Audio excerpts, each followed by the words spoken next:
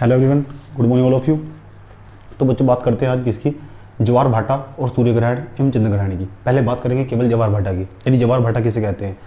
जब आप कभी समुद्र में गए होंगे, अगर समुद्र में नहीं गए हैं तो आपने कभी टीवी देखा होगा और टीवी में समुद्र की लहरों को इस तरह उठते हुए देखा होगा। यानी जो समुद्र की लहर होती है इस तरह लपेटे के साथ उठती हुई रहती है। इस तरह की जो लहरें होती है उन्हें ज्वार या भाटा यानी जल का पीछे की ओर जाना भाटा और जल का आगे की ओर बढ़ना ज्वार कहलाता है। ज्वार, इसे सम्मिलित रूप से इसे आप ज्वार भाटा भी कह सकते हैं। यानी जो सागरीय जल राशि होती है उसके उतार चढ़ाव, उसमें परिवर्तन, उतार चढ़ाव मतलब उसमें परिवर्तन। जब सागरीय जल राशि में, पृथ्वी के ऊपर उपस्थित सागर जल राशि में जब परिवर्तन होता है तो उसे ज्वार या भाटा कहते हैं। ज्वार या भाटा कहते हैं, समझे। ये आपकी सामान्य स्थिति में हमने प्रवृत्ति बनाई है। आज जानेंगे ज्वार भाटा किसे कहते हैं, यानी ज्वार भाटा किसे कहते हैं और इसे क्या बेनिफिट है, इन्हें किसके कुछ आर्थिक लाभ क्या हो सकते हैं, मतलब इसकी सहायता से क्या किया जा सकता है। ज्वार कब आता है और भाटा कब आता है, इसे अच्छी तरह से समझने की कोशिश करेंगे। यह टॉपिक बड़ा ही महत्वपूर्ण है, परीक्षा के लिहाज से बहुत ज़्यादा महत्वपूर्ण है। इसके बाद ये भी चैप्टर खत्म हो जाएगा। इससे संबंधित आज तक मैंने आपको जितना भी समझाया है उससे संबंधित पेपर में जितने भी सवाल आए हुए हैं उन सभी सवालों पर मेरे साथ चर्चा होगी आपकी, प्रत्येक प्रश्न पर बहुत ही गहराई के साथ। चाहे वो यूपीएससी का प्रश्न हो, चाहे वो सीडीएस का प्रश्न हो, यूपीएससी के जितने भी एग्जाम होते हैं सबके प्रश्न, चाहे वो एसएससी के जितने भी एग्जाम के प्रश्न, सबके प्रश्न। इतना पढ़ने के पश्चात आपको कोई भी प्रश्न नहीं पड़ेगा बचेगा। बस आपसे रिक्वेस्ट है मेरे वीडियो देखने के साथ साथ उसका नोट्स जरूर बनाइए। अगर आप नोट्स नहीं बनाएंगे तो समस्या आपके लिए पैदा होगी, अन्यथा आपको ये वीडियो देखना अनर्थ है आपके लिए। मैं तो ऐसा मानता हूँ ये आप वीडियो आपको देखना ही नहीं चाहिए। अगर आप नोट्स नहीं बनाते, आपके पास पेन नहीं है, देखने मात्र से कुछ नहीं होगा। आप नोट्स बनाते चलिए और उसे 3 दिन बाद, 7 दिन बाद और 21 दिन बाद रिवाइज करिए, डेली रिवाइज करिए उसको।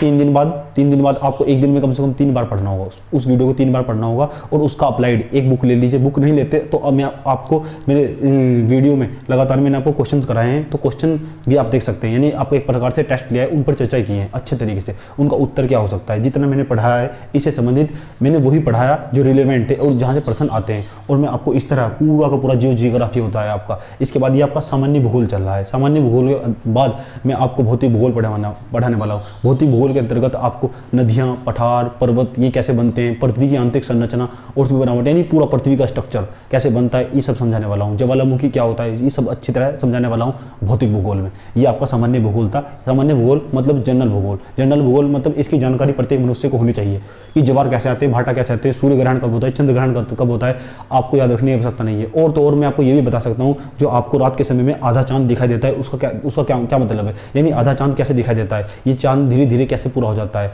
समझे आप। मैं भी आपको ये भी बता सकता हूँ पूर्णमासी किसे कहते हैं, पूर्णमासी अमावस्या का क्या मतलब है, समझे। तो हम इस टॉपिक पर बात करेंगे आपके साथ बहुत अच्छे तरीके से। एक तो आपका टॉपिक है ज्वार भाटा और सूर्य ग्रहण एवं चंद्र ग्रहण। पहले आप मेरे साथ समझने की कोशिश करेंगे ज्वार भाटा। तो ज्वार भाटा किसे कहते हैं, मैंने कहा जो आपकी पृथ्वी है, मान लीजिए आपकी ये पृथ्वी है, ये पृथ्वी की सामान्य स्थिति है। जो आप देख रहे हैं ये है पृथ्वी की सामान्य स्थिति, पृथ्वी की सामान्य स्थिति। जो पृथ्वी की सामान्य स्थिति के बाहर ये आपको जो दिखाई दे रही है काले कलर की, हमने डॉटेड लाइन बनाई है, इसे आप कह सकते हैं यह है जल राशि है। क्या है, जल राशि।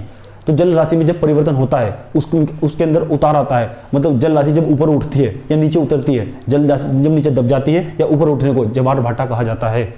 ज्वार भाटा कहा जाता है, यानी आप ऐसे कह सकते हैं ज्वार भाटा सागरीय जल की एक गति है, पृथ्वी पर उपस्थित सागरीय जल की एक गति है। सागरीय जल मतलब समुद्र के जल की एक क्या है, गति, समझे। तो आप चाहे तो लिख भी सकते हैं ज्वार भाटा किसे कहते हैं। आप लिखिए, पहला पॉइंट नोट्स बनाकर लिखिए, ज्वार भाटा सम्मिलित रूप से सागरीय जल की एक महत्वपूर्ण गति है। ज्वार भाटा सम्मिलित रूप से सागरीय जल की, ज्वार भाटा सम्मिलित रूप से सागरीय जल की एक महत्वपूर्ण गति है। उसके बाद यदि जिसके माध्यम से सागरों में जल स्तर की मात्रा घटती बढ़ती रहती है, जिसके माध्यम से सागरों में जल स्तर की मात्रा घटती बढ़ती रहती है, अतः सागर को इसी गति के कारण इसके जल स्तर में सदैव परिवर्तन होता है। अतः सागर की इसी गति के कारण जल स्तर में सदैव परिवर्तन होता है। मतलब समझिए इसका, जो आपने लिखा इसका मतलब समझिए। इसका यह मतलब है कि जो सागर है, आप देखिएगा समुद्र के पास जाइएगा, आप गोवा के तट पर जाइए ना, मुंबई के तट पर जाइए, आप जहाँ जहाँ भी बंदरगाह पाए जाते हैं और जहाँ देखिए वहाँ समुद्र की लहरें किस तरह आगे की तेजी के साथ आती है और पानी बहा कर ले आती है। जैसे आप जाइए फंडी की खाड़ी में, जाइए फंडी की खाड़ी में। फंडी की खाड़ी कहाँ है, अमेरिका में। आप इंग्लिश चैनल पर जाइए, आप यहाँ नहीं जा सकते, मैं आपको विदेश की बात बता रहा हूँ। अगर आप यहाँ नहीं जा सकते तो आप कच्छ की खाड़ी में जाइए, यहाँ भी नहीं जा सकते तो खंबात की खाड़ी में जाइए। इतना पहुँचने के बाद जब आप पहुँचेंगे फंडी की खाड़ी में, चाहे आप जाइए आप फंडी खाड़ी में जाइए, खंबात की खाड़ी में जाइए, जिस स्थान पर भी आप पहुंचेंगे यहाँ पर ज्वार और भाटा सम्मिलित रूप से आते हैं। ज्वार और भाटा, ज्वार का क्या मतलब है, जब सागर तरंगे जब आगे की ओर बढ़ती है, जब सागर तरंगे आगे की ओर बढ़ती है, समुद्र के जल को आगे की ओर ले जाती है, तो इसे आप ऐसे कहते हैं, जलराशि जब आगे की ओर बढ़ती है इसे ज्वार कहते हैं। और जब समुद्री जलराशि जब पीछे की ओर उठती है इसे भाटा कहते हैं। तो भाटा कब आते हैं और ज्वार भाटा कब आते हैं, आइए जान लेते हैं। इसके बारे में जानते हैं कि ज्वार और भाटा क्यों आते हैं, क्यों समुद्र का जल पीछे की ओर जाता है और आगे की ओर बढ़ता है, क्यों ज्वार आता है और क्यों भाटा आता है। तो ज्वार और भाटा क्यों आते हैं, इसका कारण एक मुख्य कारण है सूर्य और चंद्रमा की आकर्षण शक्ति। कई बार पेपर में प्रश्न पूछा है कि ज्वार भाटा का कारण क्या है, सूर्य और चंद्रमा की आकर्षण शक्ति। आपको जानकर हैरानी होगी, सूर्य और चंद्रमा के बीच, सूर्य एक चंद्रमा है, सूर्य है, तो सूर्य और चंद्रमा है, ये आपका ये सूर्य मान लेते हैं, सूर्य है, ये आपका चंद्रमा है। सूर्य और चंद्रमा दोनों मिलकर पृथ्वी पर एक प्रकार का आकर्षण बल लगाते हैं, जिसके कारण सागरीय जलराशि में परिवर्तन होता है। इनके बीच में अगर कहीं पृथ्वी हो, अर्थ हो, तो आप ऐसा कह सकते हैं चंद्रमा और सूर्य दोनों मिलकर, चंद्रमा और सूर्य, ये आपका मून है, ये आपका सन है, दोनों मिलकर पृथ्वी पर आकर्षण बल लगाते हैं, जिसके कारण सागरीय जलराशि में परिवर्तन होता है। और सागर राशि में जल परिवर्तन होने के पश्चात जो अलग अलग स्थान पर जल पीछे की ओर जाता है, जल आगे की ओर जाता है, और जल आगे और पीछे की ओर जाएगा तो आप ऐसे कह सकते हैं उन स्थानों पर ज्वार भाटा आते हैं। तो आप अगर आपसे प्रश्न पूछा जाए कि ज्वार भाटा का कारण क्या है, तो आप कहेंगे सूर्य और चंद्रमा की आकर्षण शक्ति। आइए जान लेते हैं कैसे होता है ना, कैसे सूर्य और चंद्रमा। लेकिन आप देखिए इसमें सूर्य, अगर आप सूर्य देखेंगे, ये अगर आप हम कहें आपसे कि ये क्या है, तो बेटे ये क्या है, ये आपका सन, ये क्या है, ये आपका अर्थ, ये क्या है बेटे, ये इसे बोलते हैं मून। इसके चारों ओर चक्कर लगा रहा है और ये इसके चारों ओर चक्कर लगा रही है पृथ्वी। इसके बीच की दूरी हमने आपको बताया था लगभग 15 करोड़ किलोमीटर है, 14.58 करोड़ किलोमीटर। और इसके बीच की दूरी है 2.84 लाख किलोमीटर, 2.84 लाख किलोमीटर, यानी 2,84,000 किलोमीटर। समझ में आया, 2,84,000 किलोमीटर इसकी दूरी है, 2,84,000 किलोमीटर सूर्य चंद्रमा की। अब आपसे पूछा जाए तो दूरी किसके बीच कम है, तो दूरी इसके बीच कम है, यानी पृथ्वी और चंद्रमा के बीच की दूरी कम है, किसकी अपेक्षा, सूर्य की अपेक्षा। यही कारण है चंद्रमा पृथ्वी पर सूर्य की अपेक्षा अधिक बल लगाता है। यही कारण है चंद्रमा पृथ्वी पर सूर्य की अपेक्षा अधिक बल लगाता है। क्यों, नज़दीक होने के पास ये ज़्यादा बल लगा सकता है, मतलब इसकी पृथ्वी जलराशि को खींचने की क्षमता ज़्यादा होगी।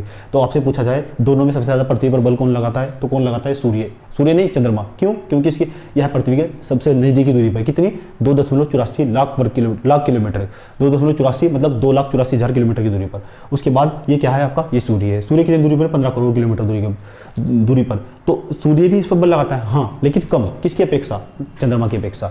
समझ में आया आपको। चलिए बात करते हैं कि इसकी यह सामान्य स्थिति में जो आप देख रहे हैं, जो आप सामान्य स्थिति में देख रहे हैं, जो भी आप सामान्य स्थिति में देख रहे हैं, ये पृथ्वी की सामान्य स्थिति है।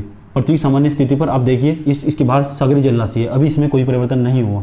आप देखिए चंद्रमा है, क्या है, चंद्रमा, और चंद्रमा है। अब आप जब ये चंद्रमा है तो इसके चारों ओर जलराशि है। अब देखिए जलराशि यहाँ ऊपर उठ गई है, और यहाँ देखिए जो जलराशि है आपको यहाँ दबती हुई दिखाई देगी। इसे मैं थोड़ा सा अलग बनाता हूँ, ये दबती हुई दिखाई देगी आपको जलराशि, और यहाँ भी देखिए दबती हुई आपको जलराशि दिखाई देगी।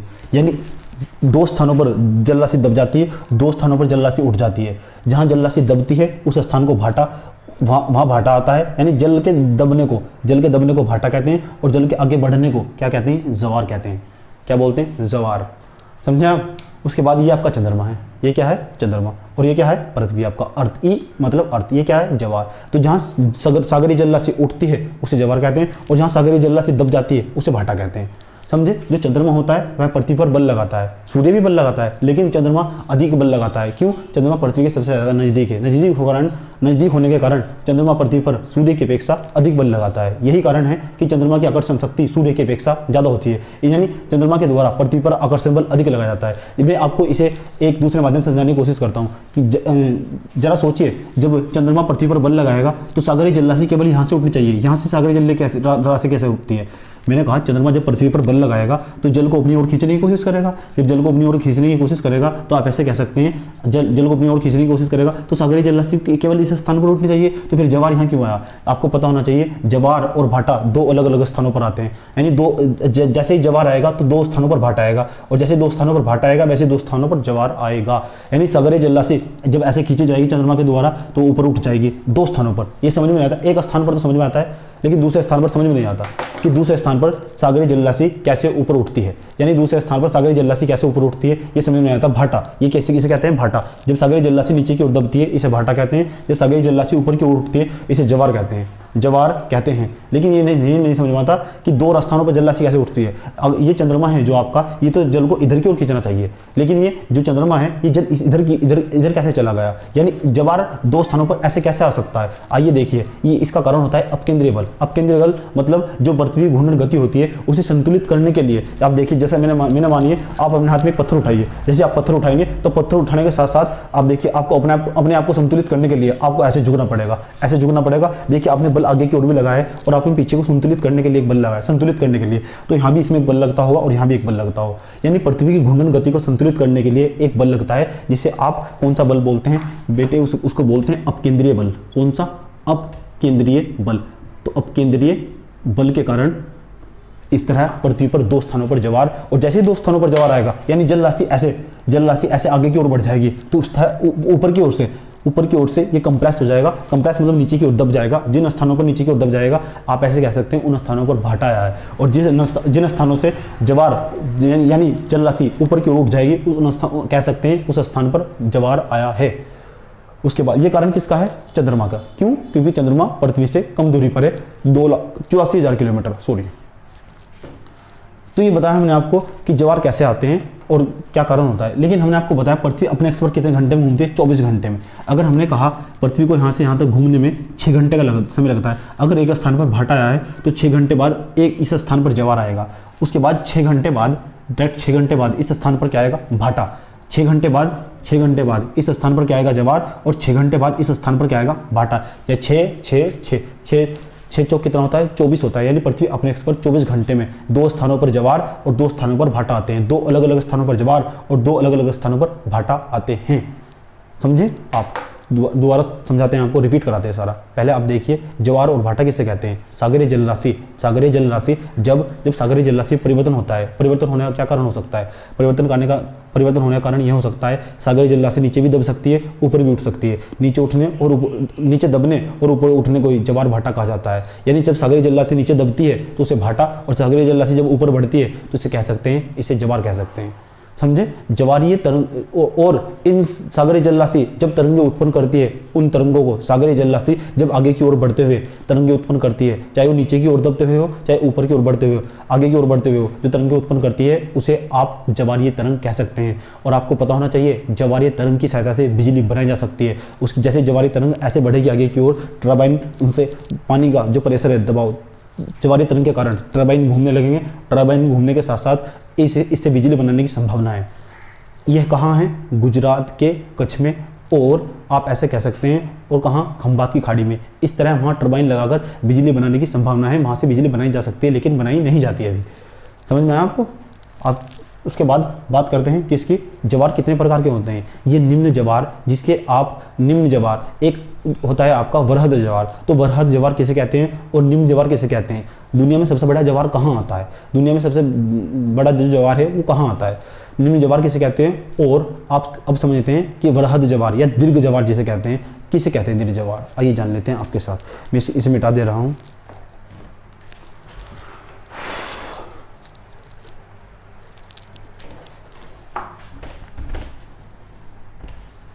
रिपीट कर लेते हैं। पहले मैंने कहा, उसके बाद कारण क्या होता है? सूर्य और चंद्रमा की जो आकर्षण शक्ति होती है इसका कारण होती है। यानी सूर्य के द्वारा और चंद्रमा के द्वारा पृथ्वी पर आकर्षण बल, पृथ्वी जल राशि पर आकर्षण बल लगाया जाता है, जिसके कारण। लेकिन सबसे ज्यादा आकर्षण बल कौन लगाता है? सूर्य की पृथ्वी सबसे ज्यादा, सूर्य या चंद्रमा? क्योंकि चंद्रमा पृथ्वी की सबसे ज्यादा नजदीक है। नजदीक होने के कारण पृथ्वी सूर्य नहीं, चंद्रमा पृथ्वी पर अधिक आकर्षण बल लगाता है, जिसके कारण पृथ्वी पर 2 स्थानों पर ज्वार और 2 स्थानों पर भाटा आते हैं। प्रत्येक 6 घंटे के अंतराल पर एक ज्वार एक भाटा, यानी 24 घंटे के दौरान 2 स्थानों पर ज्वार और 2 स्थानों पर भाटा पाया जाता है।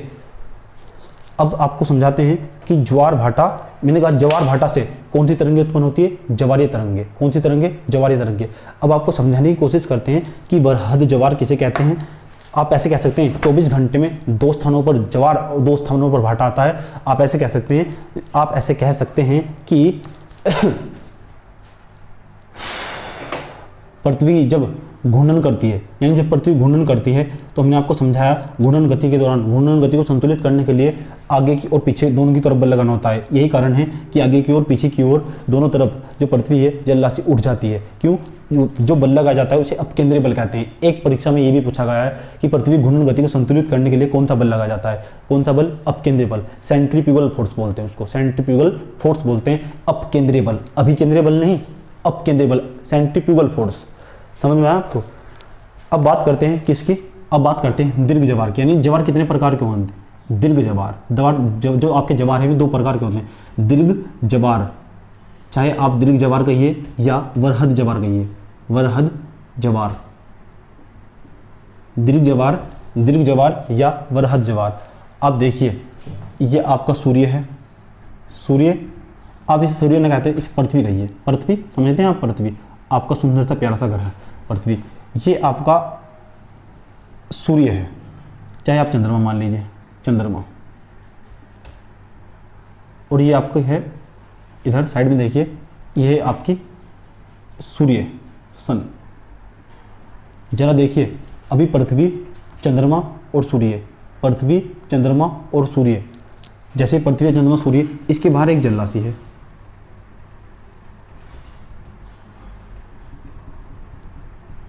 दिख रहा होगा आपको, क्या है? जल राशि। समझ में आया आपको? ये जल राशि है चंद्रमा और सूर्य। पृथ्वी, चंद्रमा और सूर्य जब एक सीधी रेखा में होते हैं, पृथ्वी, चंद्रमा और सूर्य जब एक सीधी रेखा में होते हैं तो पृथ्वी की जल राशि पर जो भी ज्वार आता है उसे दीर्घ ज्वार कहते हैं। कौन सा ज्वार? दीर्घ ज्वार। और पृथ्वी की इनकी यह स्थिति यह स्थिति सिजगी कहलाती है। सिजगी कभी भी पूछ सकता है सिजगी किसे कहते हैं। मैंने कहा पृथ्वी, चंद्रमा और सूर्य जब एक ही स्थिति में होते हैं उनकी यह स्थिति सिजगी कहलाती है, या विद्युत भी बोलते हैं इसको। ऐसे नहीं कह सकते तो आप कह सकते हैं जब सीधी रेखा में होते हैं तो सूर्य और चंद्रमा पृथ्वी की जल राशि पर संपूर्ण रूप से बल लगाता है। इस तरह बल लगाएगा, यानी चंद्रमा के द्वारा भी और सूर्य के द्वारा भी पृथ्वी की जल राशि पर अधिकांश बल लगाया जाएगा। तो ऐसे कह सकते हैं, तो जल राशि और भी ऊपर उठ जाएगी। जैसे आप देखिए फंडी की खाड़ी में, कहाँ? फंडी की खाड़ी कहाँ है? अमेरिका में, यूएसए में। आप ऐसे कह सकते हैं कनाडा में। समझ में आया बात आपको? कनाडा, जो आप कनाडा देखते हैं और आप देख सकते हैं कनाडा के पास ये देख सकते हैं आपका कनाडा के अंदर 2 स्थानों का नाम बता रहा हूँ आपको। फंडी की खाड़ी कहाँ है? नोकोस्विया और ब्रुंसविक के बीच में एक फंडी की खाड़ी है, उसमें 15 से लेकर 18 मीटर लंबे तक के ज्वार पाए जाते हैं। 15 से लेकर 18 मीटर लंबे तक के ज्वार पाए जाते हैं। बहुत बड़ी जल राशि होती है। लेकिन सबसे ज़्यादा जो लंबे ज्वार आते हैं जब चंद्रमा, सूर्य और पृथ्वी एक सीधी रेखा में होते हैं, जब सबसे लंबे ज्वार आते हैं। लेकिन आपको ये भी पता होना चाहिए जब पृथ्वी, चंद्रमा और सूर्य एक सीधी रेखा में होते हैं, इस दिन भारत में एक फेमस त्यौहार मनाया जाता है जिसे पूर्णमासी बोलते हैं। पूर्णमासी, क्या बोलते हैं? पूर्णमासी, या आप अमावस्या भी कह सकते हैं। अमावस्या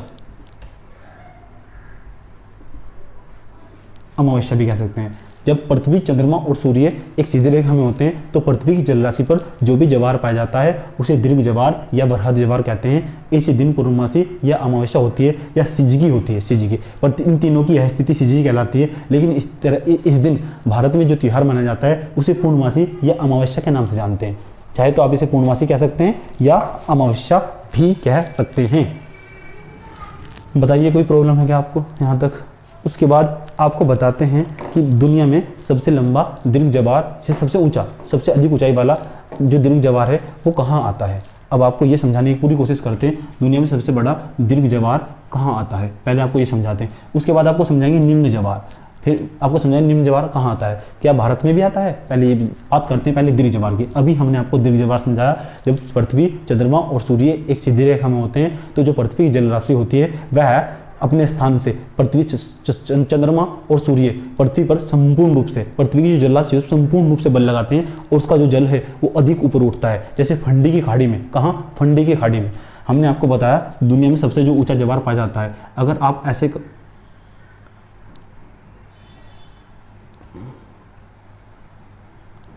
इसका नाम है नोकोस्विया, नोकोस्विया, क्या नाम है इसका, नवास्कोशिया, सॉरी नवास्कोशिया, नवास्कोशिया, 3 बार बोलेंगे आपको याद हो जाएगा, नवास्कोशिया। और इस स्थान का नाम है आपका ब्रुंसविक, ब्रुंसविक, 3 बार बोलेंगे याद हो जाएगा। और यहाँ इनके बीच में जो खाड़ी पाई जाती है उसे बोलते हैं फंडी की खाड़ी, फंडी की खाड़ी। अच्छा, खाड़ी किसे बोलते हैं, खाड़ी उसे बोलते हैं जो समुद्री जलराशि होती है, समुद्री जलराशि 3 ओर से वह समुद्र भूमि से घिरी हो, वैसी जलराशि जो 3 ओर से भूमि से घिरी हो और एक गहरा संकीर्ण स्थान हो, गहरा स्थान हो, उस स्थान को खाड़ी बोलते हैं। क्या बोलते हैं, खाड़ी। जैसे बंगाल की खाड़ी, वो तीनों तरफ भूभाग से घिरा है, इसलिए उसे हम बंगाल की खाड़ी बोलते हैं। समझ में आया बात आपको। तो इसे क्या बोलते हैं, फंडी की खाड़ी। ये है कहाँ, कनाडा में या यूएसए में भी कह सकते हैं आप, यूएसए में या कनाडा में बोल देंगे तो अच्छा होगा। समझ में आपको, किसकी खाड़ी, फंडी की खाड़ी में। कितने मीटर का ज्वार आता है यहाँ से, 15 से लेकर 20 मीटर तक ऊंचे ज्वार पाए जाते हैं यहाँ पर। 15 से, कौन से ज्वार हैं, दीर्घ ज्वार या बृहद ज्वार। सबसे, अब आपसे पूछा जाए सबसे बड़ा ज्वार कहाँ आता है, फंडी की खाड़ी में। फंडी की खाड़ी कहाँ है, कनाडा ऑप्शन में होगा तो बेस्ट ऑप्शन होगा, नहीं होगा तो फिर यूएसए होगा।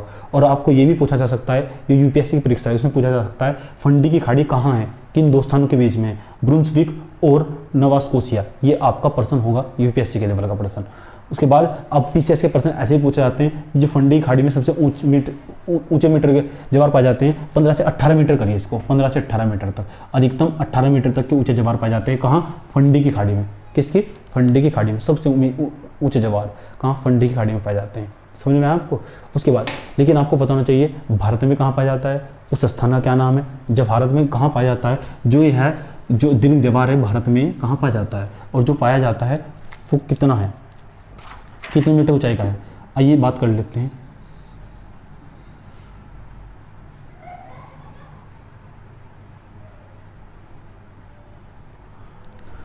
इसे देखिए, इस स्थान को बोलते हैं आप खंबात की खाड़ी। आप देखिए ये गुजरात है, चांद अर्ध चांद की तरह निकला हुआ ये भाग, इसे बोलते हैं गुजरात। और गुजरात के ये इस भाग, ये वाला भाग देखिए, इसी खाड़ी है ना, मैंने कहा 1 2 3, तीनों ओर से, तीनों ओर भूभाग से घिरी हुई जलराशि क्या कहलाती है, खाड़ी कहलाती है। तो आप इसे बोलते हैं खंबात की खाड़ी, यानी गुजरात के अंदर क्या है, खंबात की खाड़ी। किसकी खाड़ी, खंबात की खाड़ी।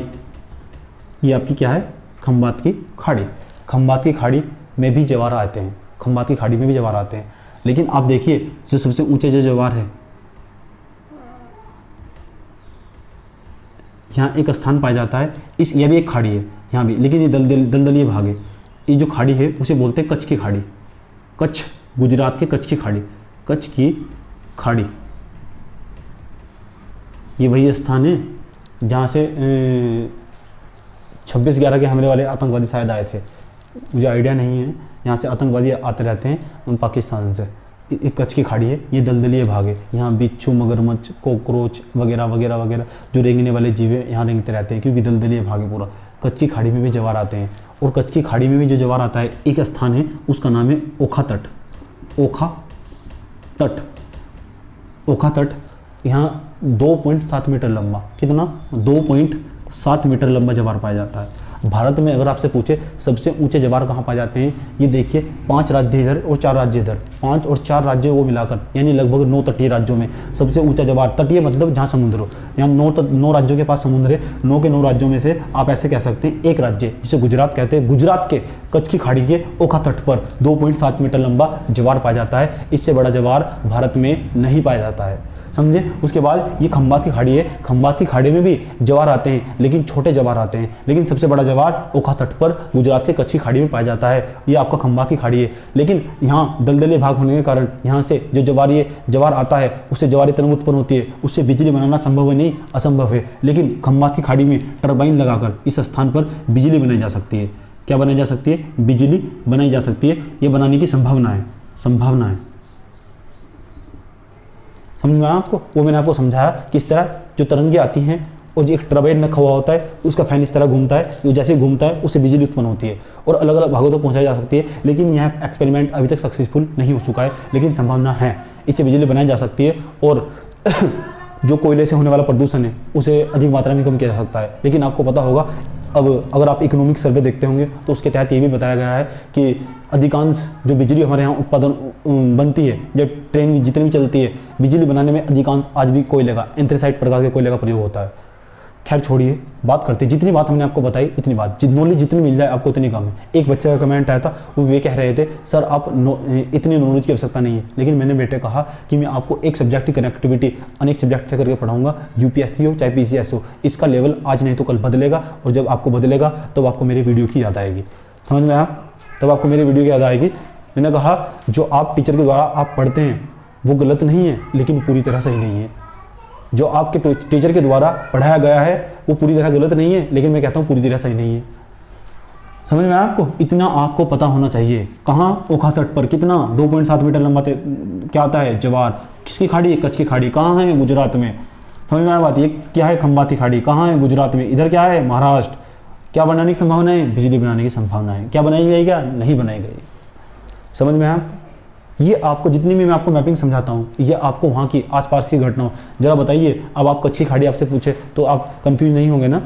जरा सोचिए, खंबात की खाड़ी पूछे, आप कंफ्यूज नहीं होंगे ना? आप ऐसे कह सकते हैं, यानी अगर यहाँ कल न्यूज़ आप पढ़ते हैं, करंट पढ़ते हैं आप, तो करंट में जब भी कोई घटना घट रही होगी खंबात की खाड़ी में, गुजरात की खाड़ी में, तो सोचिए आपका इंटरेस्ट कितना पैदा हो जाएगा।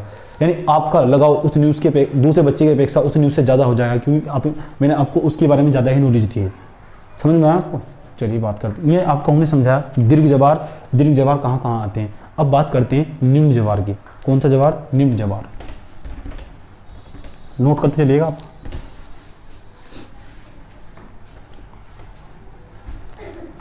निम्न ज्वार, सॉरी एक मिनट देखते हैं। कौन सा ज्वार? निम्न ज्वार। निम्न ज्वार। तो निम्न ज्वार देखिए किसे कहते हैं। हमने कहा ये आपका पृथ्वी है। क्या है आपकी? पृथ्वी। और पृथ्वी के बाहर कौन सी राशि पाई जाती है? जल राशि पाई जाती है। और जब पृथ्वी के बाहर जल राशि पाई जाती है तो आप ऐसे कह सकते हैं ये आपका अर्थ है। अर्थ मतलब पृथ्वी, भारत के क्या है? जल राशि। और मान लीजिए यहाँ आपका सूर्य है, सूर्य है, और यहाँ है आपका चंद्रमा। चंद्रमा, मून मतलब चंद्रमा। जरा सोचिए, इस जल राशि पर सूर्य के द्वारा भी बल लगाया जा रहा होगा, तो आप ऐसे कह सकते हैं पृथ्वी के द्वारा बल, चंद्रमा के द्वारा बल लगाया जा रहा होगा। आकर्षण बल, आकर्षण बल, दोनों के द्वारा आप ऐसे कह सकते हैं। तो जल राशि ना तो इधर जा पाएगी ना इधर जा पाएगी, लेकिन इसलिए कह सकते हैं, इसलिए इन स्थानों पर, पृथ्वी पर जो ज्वार पाया जाता है उसे निम्न ज्वार कहते हैं। कौन सा ज्वार? निम्न ज्वार। आप इसे समकोण की स्थिति भी कह सकते हैं, यानी आप ऐसे कह सकते हैं सूर्य, चंद्रमा और पृथ्वी ये समकोण पर स्थित है। कौन से कोण पर? समकोण पर। समकोण मतलब 90 डिग्री का। सीधी रेखा में आ जा सकते हैं। देखिए चंद्रमा इधर और सूर्य इधर, तो यहाँ की जो जल राशि होगी वह उठ नहीं पाएगी, संतुलित हो जाएगी। यही कारण है स्थानों पर निम्न ज्वार आएंगे। इन स्थानों पर जो ज्वार आएंगे उन्हें निम्न ज्वार, यानी छोटी छोटी जल राशि, छोटी छोटी लहरें आएंगी। समुद्र के अंदर जो लहरें आती हैं ना, ये छोटी छोटी लहरें, तरंगे आएंगी, सागरी तरंग आएंगी छोटी छोटी मात्रा में। कारण सूर्य और चंद्रमा, जो सूर्य और चंद्रमा होता है वे एक ही स्थान पर न होते हुए समकोण पर होते हैं। और इस स्थिति को एक त्यौहार माना जाता है। ऐसी स्थिति कहलाती है सप्तमी या अष्टमी। ऐसी स्थिति को बोलते हैं सप्तमी। आप देखना होगा आपके गांव में बोलते होंगे सप्तमी, सत्तो, अट्ठो, इस तरह के शब्द यूज करते हैं। सप्तमी या अष्टमी। अष्टमी। अब थोड़ी देर पहले मैंने आपको दीर्घ ज्वार में बताया था कि जब सूर्य, पृथ्वी और चंद्रमा सीधी रेखा में हो उस दिन पूर्णमासी होती है, और जिस दिन चंद्रमा और सूर्य और पृथ्वी तीनों समकोण पर स्थित हो इस दिन सप्तमी या अष्टमी में मनाई जाती है। अष्टमी, अष्टमी या शुक्ल पक्ष, शुक्ल पक्ष। आप ऐसे कह सकते हैं शुक्ल पक्ष, शुक्ल पक्ष, ऐसी स्थिति को। ऐसे भी नहीं कह सकते तो आप ऐसे कह सकते हैं कृष्ण पक्ष, कृष्ण पक्ष। इस तरह के शब्द ज़्यादा यूज किए जाते हैं। सप्तमी और अष्टमी तो आपको याद ही रहेगा।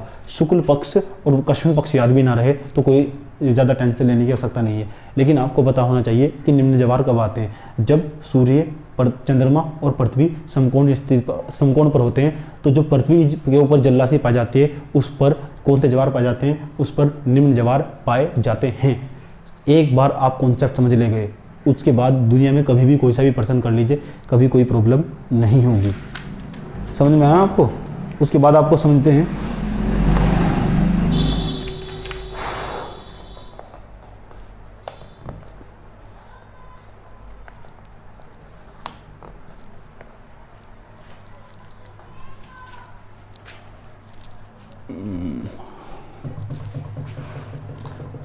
और कुछ महत्वपूर्ण फैक्ट बताने वाला हूँ मैं आपको इससे संबंधित। आप इंग्लैंड में जाइएगा, जब मैं आपको नक्शा पढ़ाऊंगा, मैप कुछ दिनों बाद मैपिंग स्टार्ट होगी, और जैसे ही मैपिंग स्टार्ट होगी तो मैं आपको बताऊंगा ये एक नदी है, यहाँ एक नदी बहती है, उसे बोलते हैं टेम्स नदी। इंग्लैंड में टेम्स नदी, टेम्स नदी, और टेम्स नदी के तट पर यहाँ एक स्थान है, उसे बोलते हैं साउथ, क्या बोलते हैं, साउथैम्पटन,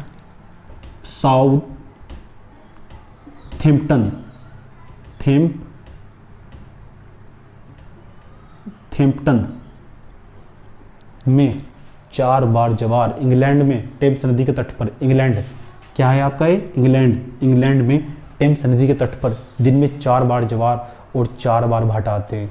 4 बार जवार और 4 बार भाटा आते हैं। प्रतिदिन 4 बार जवार और 4 बार भाटा आते हैं। प्रत्येक दिन, एक दिन में 4 बार जवार आता है, अगले दिन 4 बार भाटा आएगा। 4 दिन जवार और 4 दिन भाटा, बड़ा ही सुंदर और आकर्षक नज़ारा होता है साउथैम्पटन में। साउथैम्पटन कहाँ, इंग्लैंड में है। ये नाम आपको याद रखना है। मैंने कहा मैं आपको जितना पढ़ाऊंगा इतना आपको पूरे, आप तो यूट्यूब पे भी पढ़ते रहते होंगे, यूट्यूब पे जाके देखिएगा, एक भी वीडियो नहीं मिलेगा इतना डेप्थ में, एक भी वीडियो नहीं मिलेगा। क्यों, क्या ये डेप्थ काम का है? हाँ काम का है आपका। आने वाली परीक्षाओं में यही आपका काम का रहेगा। जितनी परीक्षाएं होंगी, ये जो मेरे वीडियो हैं डायनेमिक रहेंगे। समझ में आया आपको? कहाँ, साउथैम्पटन, टेम्स नदी के तट पर, कहाँ, इंग्लैंड में। क्या आते हैं, जवार। एक दिन में कितनी बार, 4 बार। अगले दिन क्या आएगा, 4 बार भाटा। बड़ा सुंदर आकर्षक नज़ारा होता है, लोग दूर दूर से देखने के लिए आते हैं, बहुत दूर दूर से देखने के लिए। समझ में आया आपको? अच्छा, 2 देश के नाम बता रहा हूँ आपको, इनका भी नाम आपको याद रखना होगा। एक का नाम है फ्रांस और एक का नाम है जापान। जापान, ये 2 ऐसे देश है जो जवारी तरंग आती है ना, उसका उपयोग कर बड़े स्केल पर बिजली का उत्पादन करते हैं। जापान और फ्रांस जवारी तरंगों का उपयोग कर बिजली का उत्पादन करते हैं। 2 देश है पूरी दुनिया में एकमात्र ऐसे देश जो बिजली का उत्पादन करते हैं जवारी तरंगों से। समझे? क्या जवारी तरंगों से कोई हानि पहुंचती है क्या? हाँ, देखिए, जो मान लीजिए यहाँ कोई समुद्र तट है और यहाँ कोई नदी बह रही है, और मैंने आपको बताया था जब भी कोई नदी बहती है तो वह डेल्टा का निर्माण करती है। किसका? डेल्टा का निर्माण। इस तरह का देखिए, ये डेल्टा बन जाता है, यानी अवसाद बालू पत्थर काट कर ला जाते हैं, और जब भी जवारी तरंग आएगी तो इन्हें साफ करके चली जाएगी। ये वाला भाग कट जाएगा, ये वाला भाग जो होगा आपका ये कट जाएगा। आप ऐसे कह सकते हैं जवारी तरंगे डेल्टा को हानि पहुंचाती हैं। समझे? ये आपको पता होना चाहिए डेल्टा को। डेल्टा की बात और समझेंगे बाद में जाकर। इतनी जानकारी आज आपको जवारी तरंगों के बारे में, यानी जवार और भाटा के बारे में होनी चाहिए, जब जाकर आप प्रश्न हल करने की स्थिति में होंगे। समझे? आज के एपिसोड में इतना रखते हैं। अब थोड़ी देर बाद मेरा सूर्य ग्रहण और चंद्र ग्रहण पर एक छोटा सा वीडियो देखिएगा। उसके बाद धन्यवाद। जय हिंद।